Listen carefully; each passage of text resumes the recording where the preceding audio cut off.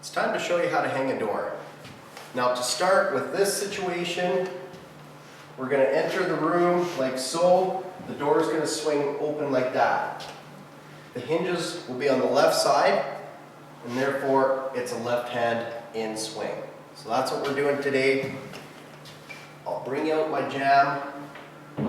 So this is the jamb we're going to use. I have it separated on purpose. Now, it's facing up. I've marked the top so I know that I don't get confused and don't flip it upside down or something. And this is how you want, if it's going to swing in, the pivot point's here. So you want this side of your hinges on this door. That way that can go like that. And then your latch side will be the same way. Whatever side your hinges are on, same with the latch. So you got to keep that in mind as well, because if something gets flipped around, your latch might end up over here, and then you got to rip your door apart.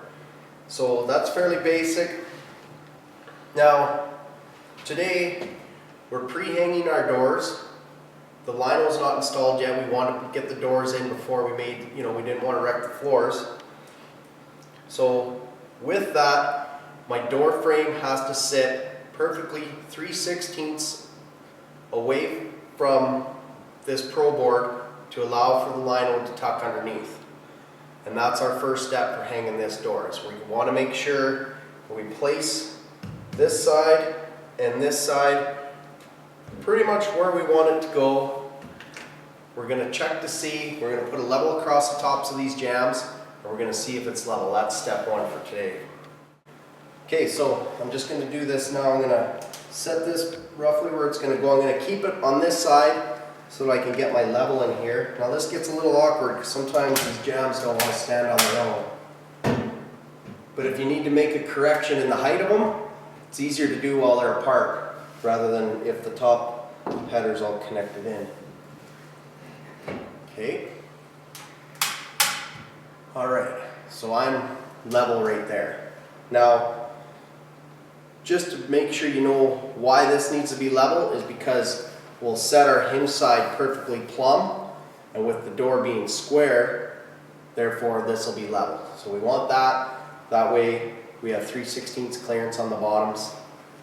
Just wanted to verify that. So this is good. Now, if it's not, what you want to do is you just want to make a mark exactly where it's at.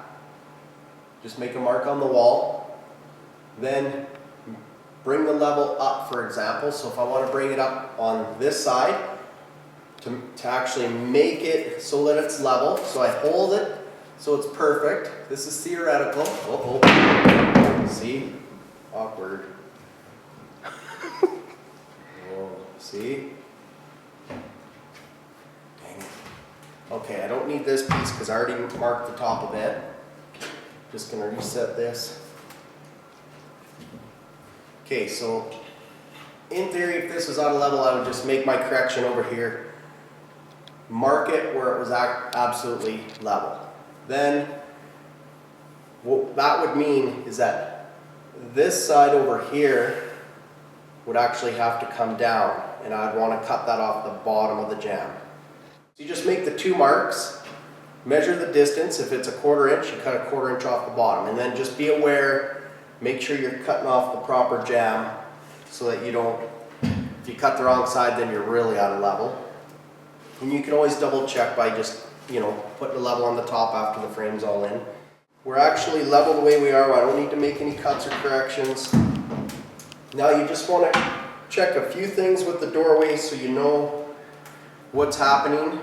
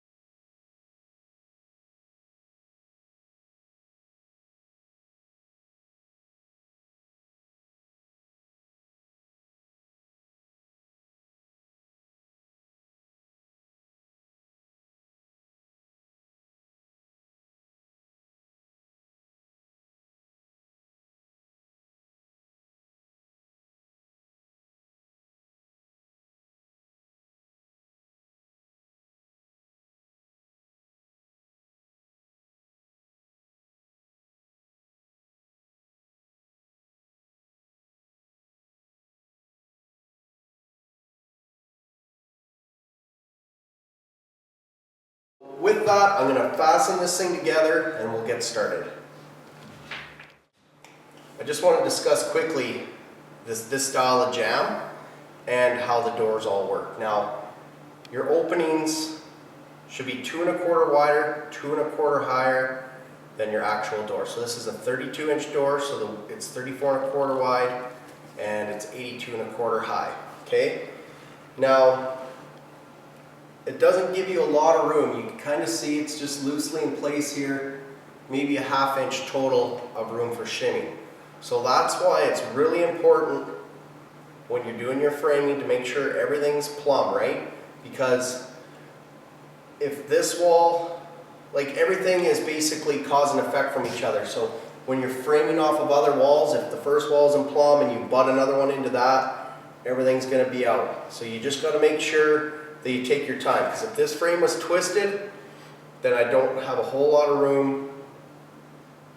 If this frame was twisted, I don't have a lot of room for adjustment, right? And it might end up really messing me out. If it's, let's say it's 3/4 of an inch out of plumb, you'd have to start shaving your framing off in order to get this door to fit in there. So you just got to be careful with that. So just do a good job framing, and when you come to this stage, it's going to be easy like it is today because everything is really close to plumb. Okay, now with this door, this is just a straight up jamb, and then we put the door stop on later. Okay, now this door stop, so the doors are 1 3/8 thick, which sets me back to there, and then my door stop goes there, basically, right? So then I know I can actually hide all my fasteners in behind this door stop. So I find the center, which is 2 inches in. Okay? Now that's why I like this style of door, is because I can fully set the door, I have a place to put all my fasteners, then I put my door stop on, everything's concealed, and it's a nice clean finished look. I'll show you the other setup that people use. I don't like it, it's an older style, it's called a half jamb. So this is if you were to cut and look down upon it, your door frame actually has the door stop built into it. So this is your latch side right here, and this is where the door closes on. So this would be your door and it opens and closes like that, okay? Well, when you compare the two systems, this way you have no way to conceal your fasteners, so then you have to get creative on that.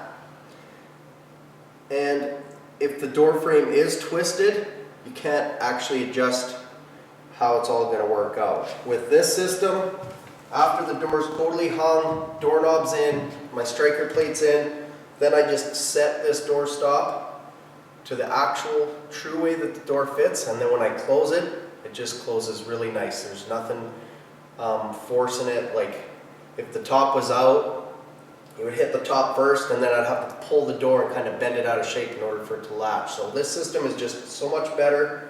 I wanted to show you that. I have it roughly sitting here. It's on my 3/16 blocks. I'm just going to set this thing. I'm going to cinch both top corners. I'm going to set it center because I know everything's plumb. Then we'll just start actually hanging the door. So I'm just going to go ahead, I'm going to do that. I'm going to make sure that it's flush on either side, like flush on either side with the drywall. I'm going to measure in 2 inches from this side where the door sits flush. That'll be center of my door stop. I'll measure all those all the way around. That way when I need to fasten something, I can just bang, hit it on my mark, and I know it's going to be hidden later. So that's a good start. I'm just going to get this centered up right now. So before you get too carried away, I just set one brad nail in each corner there, just to get it held. Now, I'm using a 21 gauge brad nailer. Now the normal size is 18 gauge, which is a thicker nail. I like to use this just for finishing because it is so fine you barely see the nail heads or the holes. So that's a good point with that. Now don't go crazy fastening yet. We want to make sure that I'm going to be good to go. Like this is how you confirm to make sure that you can set your hinge side and it'll be plumb. So I'm just going to kick it all the way to the bottom. I'm going to hold my level there, and then I can judge that yes, it does have to come in. Okay, and I can do that on both sides. So that's one way to make sure that you don't get halfway done hanging your door and then go, oh no, I gotta take it all apart and shift it over half an inch. Okay, so we want to just double check that. So now we just want to set this hinge side perfectly plumb and straight, and I'll show you how to do that. Now remember, this wall was a little bit out of plumb, so I just want to kind of get my head wrapped around that first before I get carried away. Okay, so I just got this basically centered on the drywall. I'll throw the level up this way, check to see how I should adjust this. So I'll pull my level, so the top has to come back. So I'm just going to mark that there, or the bottom has to come in, so I can happy medium that. So what I'm going to do is I'll just make sure that this side is maybe just a hair under flush, and I guess this would be over flush. And that's technical terms too. Okay. So I only have one brad nail in there, and that's why I didn't go crazy. I knew I had some adjusting to do. Yeah, you don't want to go too far past your drywall, because then when you're going to do your trim, it's harder to do that. You got to get creative, start shaving drywall. So now I'll just tweak this side so that this side is maybe under flush, and the other side's over flush, and then we'll just check to see how this looks. So I'll just go like that. So we're a little bit out of plumb now, but not the end of the world. We can make this other side match the degree of out of plumbness, if you will, for lack of a better term. Because, like I said, if these are twisted, when this door goes to shut, it should be flush all the way on the inside of this. And if they're out or different, then it'll be in or out at the top and bottom. Okay, so what I'm going to do is I'm just going to kind of mark where I want the bottom of this. I'm going to squeak it a little more. That's really good there. Okay, so I'm just going to mark right on the floor on either side of the jamb, because I know that with all the shimming and that, it's going to shift around, so that way I have points that I know where I want the bottom. Now what I can do is I can actually start shimming this. Now, before we get any further, we've also got to note that this is a rule that I use. So you always put the thicker side of the shim on the side, like on the pivot point side of your hinge. So you always want to kind of go in like this if possible.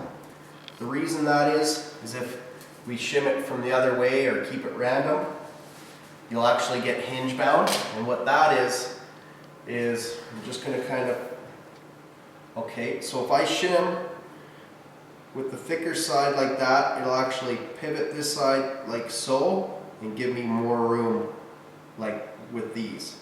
Now if I shim this way with the thicker side sticking opposite of the pivot point, it can actually cause my jamb to go out like this, and then when I go to close my door, they'll bind right here before the door is fully shut. So that's one sign.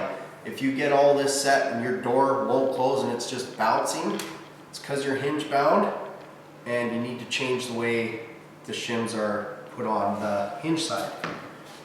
So we'll do that. Now, another point is don't go too thick, because you want to shim in behind all your hinges.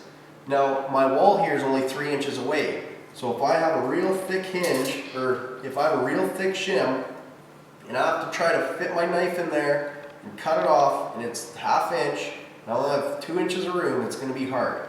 So I always use lots of shims and keep them thin. It's easier to cut off later.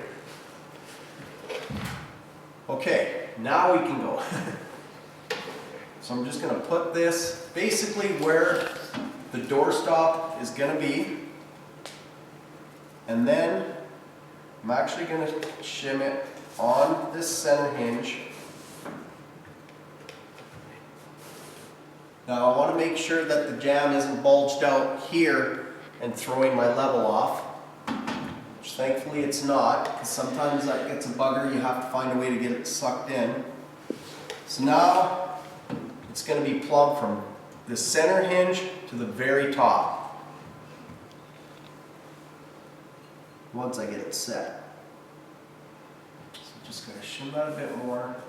Make sure I'm not shifting this jamb at the bottom. It's got to go a little more. Okay. Keeping pressure on these shims so that I know that it's an accurate reading as well. A little more. Double check to make sure that I'm touching at the top and where I want it here. Okay, good. Now keep pressure on there. Make sure I'm on my marks down here. Good. One brad nail near the bottom of the shims. I'm just going to slightly go uphill because I still want to screw this when it's all said and done. So I want the screw to land in the middle of my shims. Now, if I put a screw below the shims and suck it tight, it's going to bow this in and push this out. So it's really going to cause a wave in that. So I'd like to try to hit the shims. Now, that's why I only go with one brad nail, because if I just tag it, if I need to shim it a little bit more, I can actually just, basically that nail, I can shear through the shim a little bit with that brad nail. But if you load it up, it's just too hard to adjust your shims. But this will save you time by watching this video. So now, I want to go from the center to the very bottom, make that perfectly plumb. Then I just fill in the gaps. So remember, thicker side of my shims on the side that has the hinges.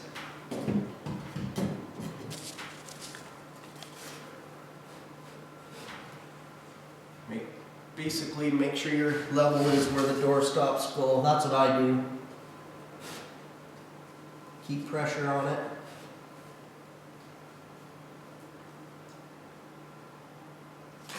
Okay, right there. So that's the very bottom.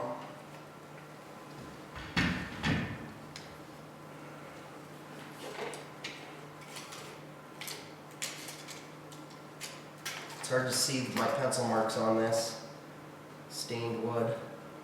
I'm just going to shift this back because I noticed, oh no, that's good actually.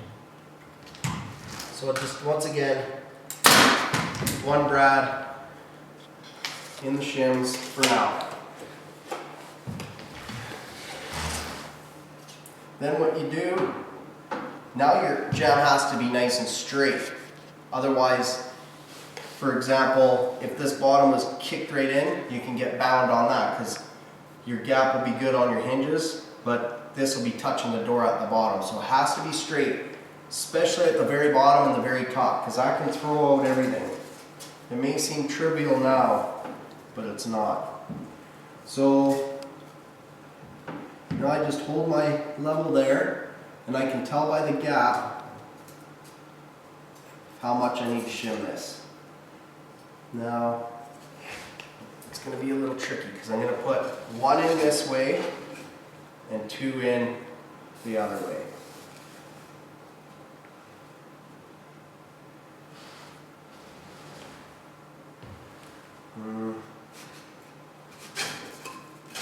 I don't want to get hinge bound, so I got to be careful. I'm going to use a thinner shim this way. See, you kind of get to fumble around a little bit. It's awesome.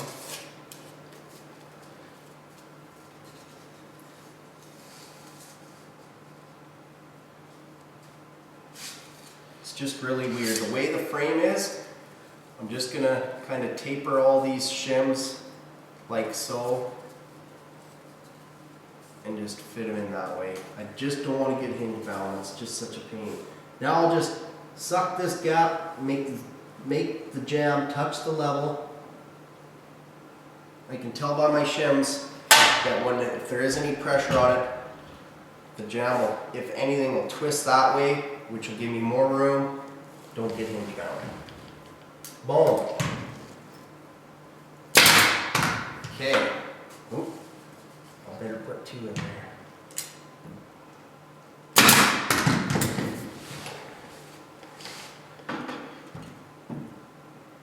Now you want to make sure that you don't push too much or you'll teeter-totter on this point.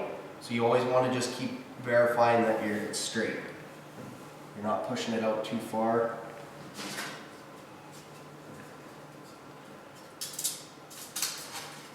Okay, now I'm going to just close in this gap while I'm down low so I can see that.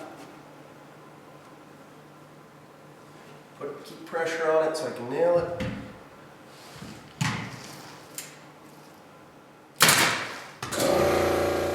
Up top. We had a little fun there while the air compressor was running. Okay, so now, right where this hinge goes, shim that, flush. Oh yeah, my brad nailer's hanging on, so that's good. Don't want to reach down now. Okay. Make sure you don't push it out too far. And put some pressure on it so you know that it doesn't move back in when you actually nail it.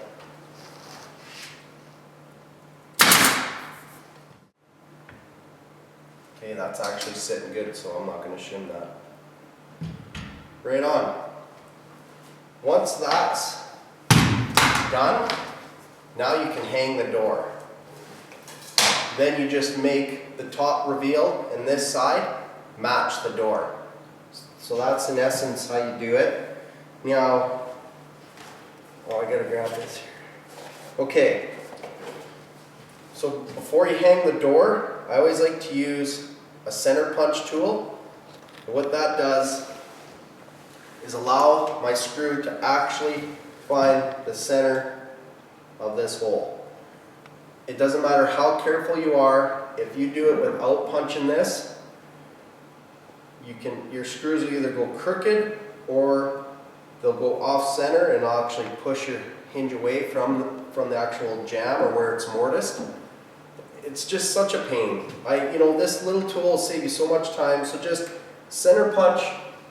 I only go about an 1/8 inch deep. See, when I push on that, the drill spins, whatever. So I just go about an 1/8 inch deep, kind of drill all those. Now, so this door is a solid core door. Therefore, we're using ball bearing hinges. Now you can't just pop the pin out like you normally can on a regular hinge. Normally what you would do is just take the pin out, put one side on your jamb, one side on your door, keep them a little bit loose, get someone else to help you, line it up, drop the pins in, tighten the screws. We're gonna fasten all of our hinges onto our doors, keep them a little loose, have these punched out, ready. I'll get someone to help me, we'll hang this door. Now, since it is a solid core, and when I go to check everything back and forth, I don't want this jamb moving because I only have a few brad nails. I want to put a screw in at the bottom and just up here as well. Because when this is open, the weight of the door can push the jamb that way, or when it's shut, it can actually pull this out. And I don't want anything to shift. This is where I want it. Now I just got to check and set this side to the door. So before I set these screws, I'm going to pre-drill this with a countersink. That way I don't actually have to force the screw to go flush or below the surface of this, because if I put a lot of torque, it will shift this a little bit, right? I know that it's set the way I want it. So I'm just going to land, pre-drill this, 2 inches in from here, center my shim.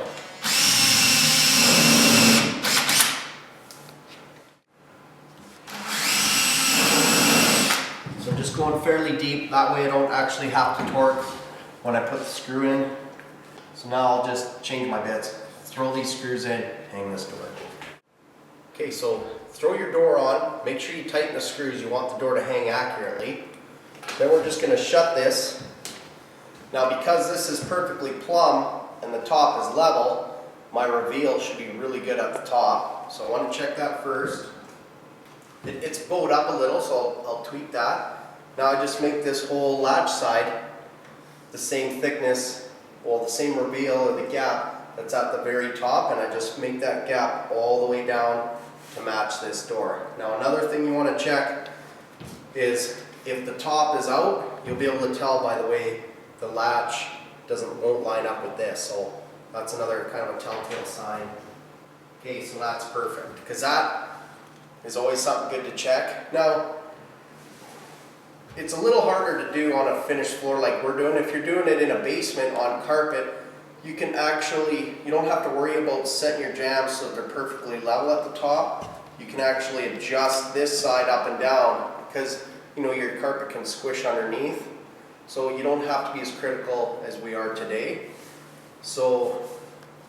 But it is a good example though, because you have to kind of almost think of everything. Now, I kind of want to just illustrate what I mean by if the frame's twisted. So if this is twisted right out, when my door comes shut, it'll be flush up here, but you can tell that this would be sticking way past the door at the bottom.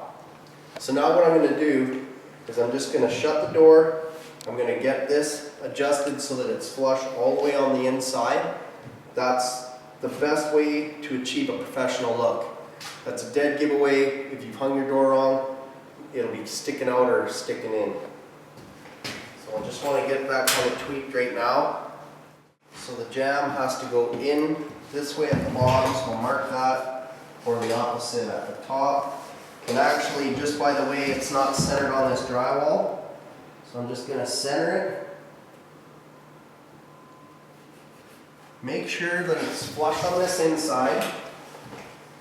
See, and that's why with a half jamb door frame, you have to be perfect, or the door won't close properly. And that's just once again why I like this system better. Because this system, you can be slightly out, but your door stop will be perfect and your door will shut normally. Okay, so that's good. Mark it on this. Mark it here. That way I know if I move it, I can take it back to my lines. What I like to do is I'll just shim it here at the latch, get the gap nice. Really after this, it's probably pretty self-explanatory.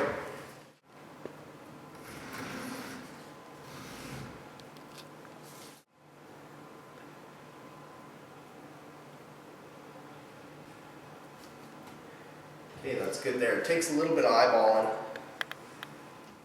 So I'll just put a brad nail on top and bottom, leave room for my screw in the middle.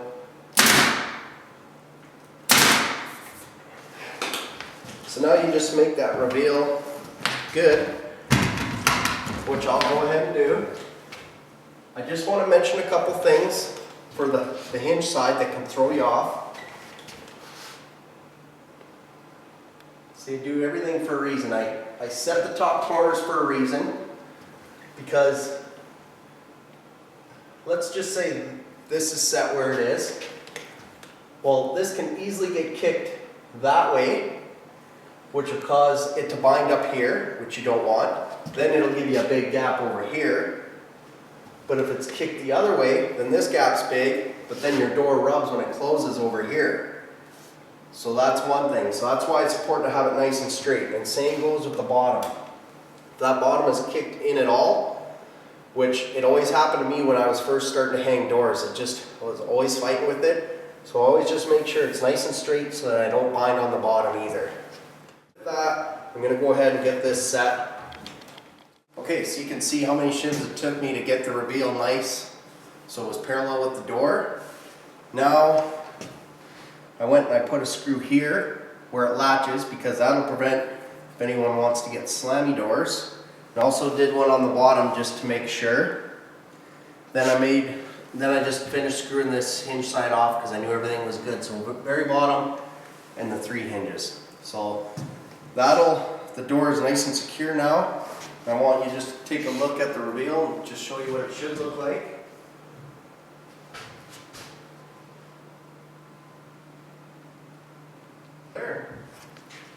It's hung for now. Notice how I kept my shims in place until I was fully set, because if I have to make any adjustments, I don't, once they're cut off, you know, it's harder to do it then. Now I'll cut all these off. I'll do the doorknob and the latch. Then we can close the door so that it actually shuts where it's supposed to. Then we can put the door stops on and we're finished. I just wanted to show you how to cut the shims. I know it doesn't make a lot of difference, but you just want to, the side that you're cutting on, make sure you get a few good swipes. I always kind of angle it so if I run off, I'll actually just cut into the drywall. And then I just break it towards the cut. Oop. And you want to just make sure that nothing's sticking out past, because when you go to do your trim, that'll mess you up.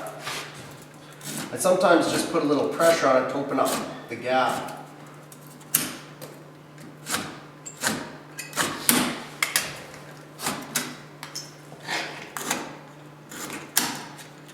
Yeah, so just basically just break it towards itself. Now, with the latch set in place and the striker plate, you need that in order to set your door stop. And this is the door stop. This is square stuff, so I don't need to miter it. If you have ones that are contoured, then you have to miter them. Now, this has a square edge and more of a rounded edge, so I'll just put the square edge towards the door. And with the door shut, I just want to make sure that when it closes, there's no rattle. It just closes nicely and rests up against the striker plate. So I'll put this in there. Make sure there's a little play. I'll just put a little tension on the door, maybe with my foot. And I'll do that just so it touches. And I'll just set one nail. It's hooked on my belt. Okay. With this 21 gauge, you can barely see them, which is nice. Now I just want to double check that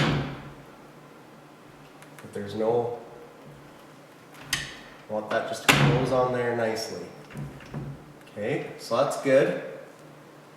Now I also just put 1-inch nails in here because I don't want it going through everything and into the frame. I don't want to take and wreck the reveal that I have, so I just put shorter nails in this gun, just so you're aware. Just going to tag one more close to that one. And then on the hinge side, you basically want this to taper back so that there's about 1 millimeter of room in between your door stop and your door, because that's another point that can get bound on you. So I'm just going to do a tiny little gap. I'm going to tag that there. And I always want to make sure that I keep pressure upward so that the nail sometimes will cause that to gap just a hair and you'll see daylight, especially with this finished wood. It's not like paintable stuff where you can caulk it. Okay, so I'm touching down here, millimeter gap down there. Just going to push it in the middle a little bit.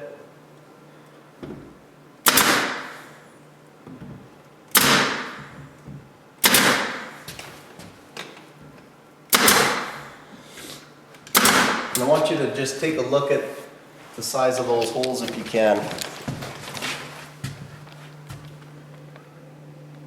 You can't even see them. Okay. Now what I'll do is I'll just measure this next one. I'll take these door stops right down to the bottom of the jamb. You can go and just go to the bottom of the door if you wish. I'll just take those right down, so I'll just rest my tape on my little block and get my measurements. So now what I want to do is I'll just set this one, probably just tag it at the top. I want to be aware of where my screws are. I'm not going to nail this dead center because I don't want to hit a screw. Just got to be aware of that.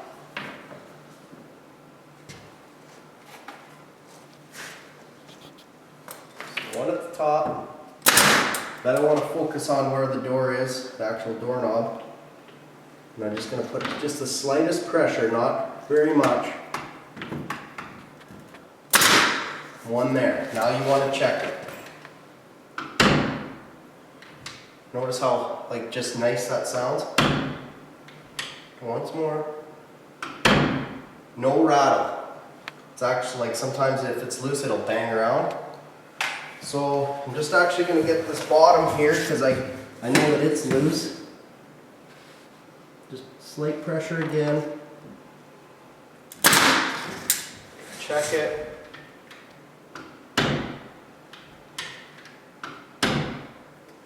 Then I'm going to just make sure it's touching underneath the doorknob.